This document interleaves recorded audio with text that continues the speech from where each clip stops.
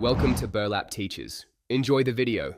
In this video, I will explain how to do an S-Corp tax return. First, understand that an S-Corporation is a special IRS tax election that allows profits and losses to be passed directly to the owner's personal income without being subject to corporate tax rates.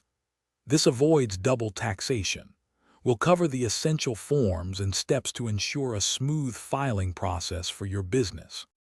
Now, let's dive into preparing Form 1120S. Begin by gathering all your financial documents, including profit and loss statements, balance sheets, and payroll records. Carefully enter your business income, deductions, and any applicable tax credits.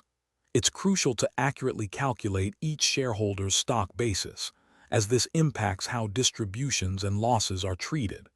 Double-check all entries for accuracy. Next, you'll need to prepare and distribute Schedule K-1 to each shareholder. This form details their share of the S-Corp's income, losses, deductions, and credits, which they then report on their personal tax returns. Remember that distributions to shareholders are generally tax-free up to their stock basis, reducing that basis.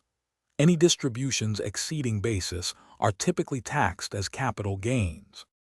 To wrap up, let's discuss avoiding common S-Corp tax return mistakes. A frequent issue is unreasonable officer compensation. Ensure salaries are market-based. Also, consider using reputable tax software or consulting a qualified tax professional to navigate complex regulations. They can help ensure compliance and maximize your tax benefits. Don't forget to check the description for a link to the Echo Dot smart speaker and other great deals. Thanks for watching. Consider subscribing if this video helped you.